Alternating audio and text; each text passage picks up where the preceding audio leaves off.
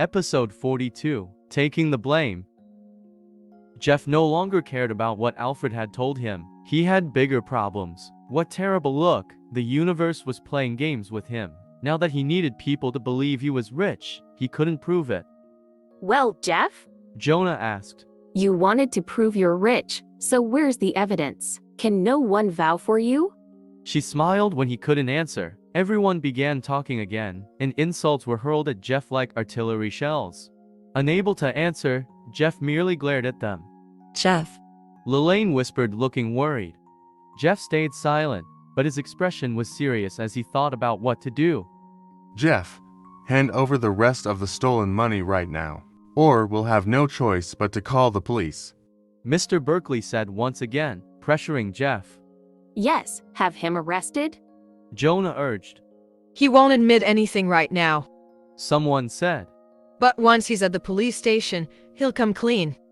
Jeff wanted to argue, but his account had been frozen and he couldn't prove anything. He held Lelaine's hand tightly as he looked around at everyone. Do it. Call the police. Mr. Berkeley ordered. A few impatient boys rushed toward Jeff. Leave him alone. I took the money. Lelaine shouted. Everyone stopped talking and stared at her. Lelaine, don't be silly. Why would you do such a thing? Mr. Kent said to Lelaine in disbelief. She looked at Mr. Kent and then bowed her head. I'm sorry to let you down, Mr. Kent. I stole the cell phone and the money. No one else was involved. I'm so sorry. Did you do it all by yourself? Asked Mr. Berkeley. Don't lie to protect Jeff. She waved a phone at them. Look, this is Mr. Kent's phone. If Jonah hadn't caught me red-handed, I wouldn't have admitted anything. Stealing that much money is serious, and I'm not stupid enough to take the blame for someone else. It made sense, and everyone seemed to believe her. In that case, we need to go to the police station. Mr. Berkeley grabbed Lelaine's arm, ready to leave with her. Lelaine glanced at Jeff, seeing him unsure of what to do. She was willing to take the blame to protect him from any injustice. Although she didn't know where she would get the $350,000. And even though she might face severe punishment, she wasn't afraid. Instead, she was determined to help him. Jeff began to panic. He hadn't expected Lelaine to protect him. Shocked, he realized how much she must love him. How could he possibly let her take the blame for him? When Lelaine looked at him, he felt guilty. As a man, how could he allow a woman to protect him? That just wasn't something he could do. Lelaine, don't cover for me. Jeff said, smiling faintly at her. He was lucky to have such a woman in his life. Lelaine was stunned and didn't understand what Jeff was saying. What do you mean? Mr. Berkeley asked. He considered Jeff's words. Are you telling me that she's lying? You took the money, didn't you? If I denied it, would you believe me? Jeff asked with a shrug. Aren't you here because you thought I did it? Huh? You finally admitted it. Jonah taunted him. Lelaine couldn't possibly have done such a thing. No, he's lying. I did it. Lelaine knew that Jeff wanted to protect her. Lelaine, stop. Jeff said. I planned everything. I stole Mr. Kent's money, and then I tried to use you to get rid of it all. The idea was to spend the money on you as quickly as possible, but it was taking too long, so I decided to donate most of it. No, if that were true, then why would I admit to it? And why would you confess? Lelaine shook her head. That makes no sense. You're lying. But nobody seemed to be convinced by her arguments. Jeff laughed. You're too naive. How long do you think you'll be able to keep lying to the police? It's over, Lelaine. Let it go. Lelaine was too stunned to argue. Jeff, is that true? You were just using me? Lelaine's eyes shone with tears. Jeff's deception hurt more than the thought of going to jail. I'm sorry. His gaze slid away. 2 tears slipped down Lelaine's cheeks, and the strength drained from her, leaving her so shaky that a single puff of air could knock her over. Lelaine, are you okay? Jeff asked with concern, reaching out to help her. Leave me alone. Lelaine yelled as she slapped his face. She stared at him with tears still sliding down her face. You lied to me. Why? Why did you lie to me?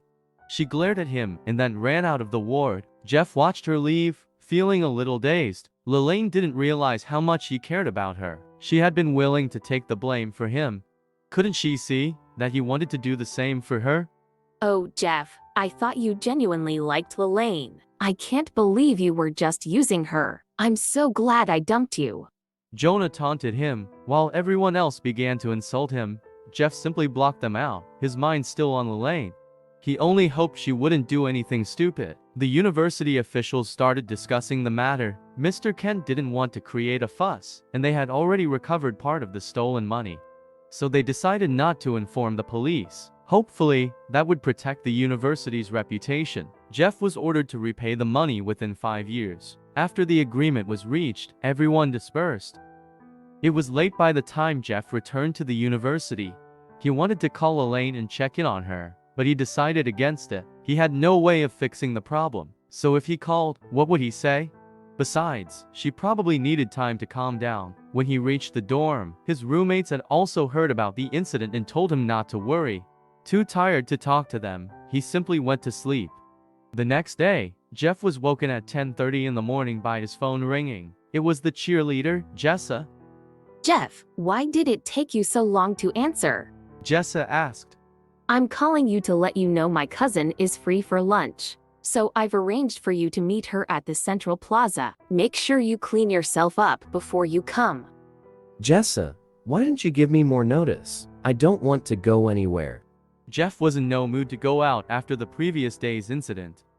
Hey, since when do I answer to you? If you don't want to come, then don't. Jessa said, ending the call. Jeff had promised Jessa that he would help her cousin, so he wouldn't let her down. But besides, he couldn't solve his money problems anyway, so he may as well do this. He got washed and dressed, and then he hurried to the Central Plaza. Jessa and Diane were sitting under an umbrella, drinking lemonade. Jessa tossed her phone onto the table. What is it? Diane asked, her heart beating faster. Doesn't Jeff want to come? So what? Don't worry, he'll come anyway. And if he doesn't, then I'll take care of it. Jessa said confidently. Diane's heart stopped pounding. She took a sip of her lemonade and glanced at Jessa. Jessa's attitude toward Jeff was still quite mean, so she didn't know he was rich. That's good. Diane thought. This means I have one less opponent. Hey, did you hear what that loser Jeff did? Jessa laughed when she thought about the situation at King's Seafood Restaurant the other day. No, what? Diane was especially interested in hearing anything about Jeff. He was asking for money at the entrance. Jessa filled her in on the incident. Yeah, what a loser. Diane agreed. Of course, she didn't believe for a minute that Jeff had asked for money. So Jessa must have misunderstood. After all, when Diane first met Jeff, she had also thought he was a loser with no money. But the idiot surprised us. Jessa said. He turned up in a Mercedes-Benz. Diane choked on her drink. What? She wasn't surprised by the car. Many of the Supreme cardholders at the Metro Bank drove such cars. But what if Jessa realized Jeff was seriously rich? Haha, Diane, you should see your face. Jessa laughed. What are you thinking, that the loser is rich? No, I asked Rachel and she told me that it wasn't Jeff's car. He was just driving it and acting tough. Really, Jessa, you're enjoying this far too much. Diane relaxed again. Jessa didn't suspect anything. No, that's not it. I know Jeff and that car doesn't belong to him. Jessa said confidently, even though she had believed it was his at the time and had begged Jeff for a ride.